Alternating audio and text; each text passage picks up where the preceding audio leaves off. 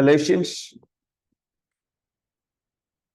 we saw where or to which area that this letter was written, right?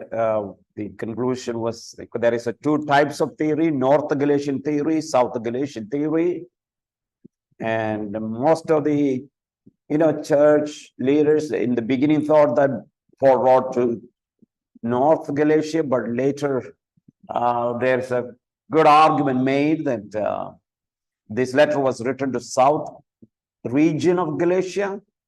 Now let's look at date. In order to establish when Paul wrote Galatians, it is necessary to establish if Paul's visit to Jerusalem in Galatians chapter 2, verses 1 to 10 is to be identified with the Jerusalem council, right? Or his family relief visit. That may be a question, right? Some of the arguments are mentioned here, right? And that argument suggests that what you read in Galatians chapter 2, verse 1 to 10 is a famine relief visit, right? Famine relief visit, right? I have given the reasons why, why I say this, this visit was, visit to Jerusalem was a famine relief visit. For example, the trip described in Galatians 2 is clearly Paul's second visit to Jerusalem. That means Paul visited Jerusalem before, which is Jerusalem council, right? Then a second was to Jerusalem because Jerusalem experienced a great famine. And we are saying, okay, if it's famine visit, then clearly this is written to the south, right? And the date also we can identify here. I have given some detailed explanation that you can look into that. And okay, let me come here. If the Galatian 2 visit was the same as Acts 15, then Paul could have easily refuted Judaizers the book of Galatians by referring to the decree issued by the Jerusalem council. But in Galatians, he doesn't talk about that. His failure to mention it shows that Acts 15 had not taken place at the time of writing of Galatians. So Jerusalem council has taken place later. What is written is maybe before that, and therefore South Galatian view of the destination is correct. Paul wrote this letter from Antioch following his first missionary journey just prior to Jerusalem council, right? So that is the key. That means he is written in AD 49, just very early. So Galatians is a letter that was written very early before the council. I think Jerusalem council was in Acts 15. It took place after that. Let's look at occasion and purpose. That is the main thing in interpreting the passage. Date is one, yes, but occasion and purpose. Problem that prompted Galatian letter was an attempt by certain agitators. All right. Who are the agitators? I would say Jewish, right? We know that. It's Jewish agitators. Forced Gentile converts in these churches to observe Old Testament ceremonies, to accept the doctrine of justification on the basis of personal merit. You see?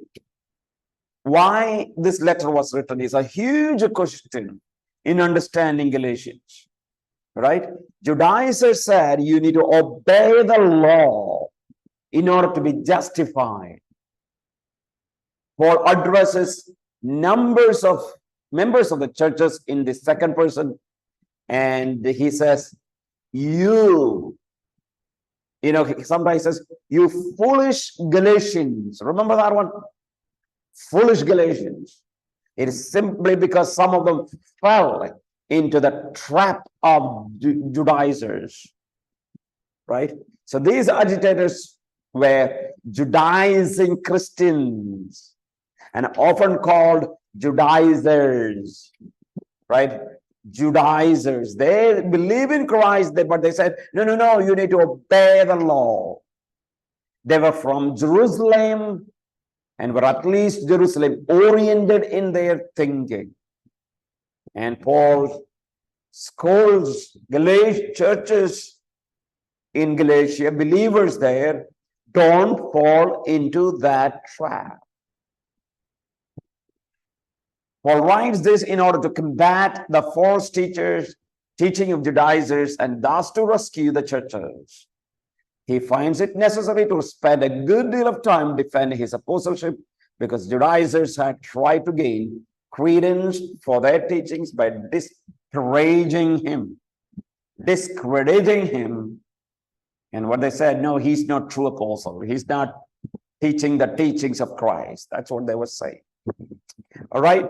So please, when you read this letter to Galatia, understand why this was written. Now you have outline. You can look at mainly starting from chapter 1 verse 10. Paul authority is defended. The true doctrine of justification is explained. And I would say,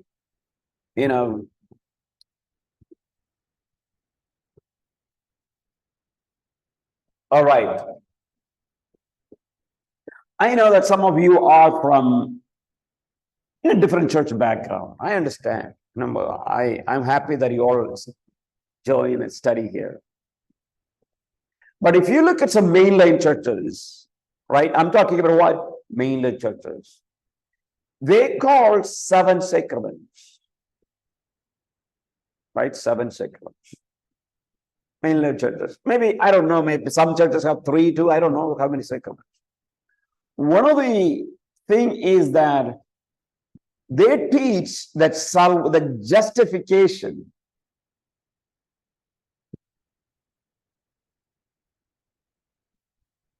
if Bible teaches that justification is by faith alone, right? Faith alone, they say no, justification is by faith plus works. Right? They use sacraments for justification. For example, you need to be baptized, you need to have the confirmation, you need to, all the 7 sacraments, you need to be part in order to be sanctified, in order to be justified, in order to be purified. This is just like Judaizers. They say, you need to obey the law, you need to be circumcised, you need to look at kosher laws, food laws to be justified. I think if you have that background, please read Galatians chapter 3 and 4. Galatians chapter 3 and 4. It is convincing arguments from Paul saying that no works required for justification. No works at all. Right? Not even baptism. Or confession or any other things are part of justification, right? Justification is by faith alone, right? Faith alone. So that is the important thing that you see in chapter 4. And then chapter 5 and 6, Christian life, that is generally Paul's way of explaining how your life is going to be conducted. That is what you see here in chapter 5. All right. So this is what about Thessalonians. Yeah. We will look into book of Acts tomorrow, right? So we finished Thessalonians, just like a brief look at Thessalonians. That's what we have done, right? Why Paul wrote this letter is so important. Please mark that one. All right. Okay.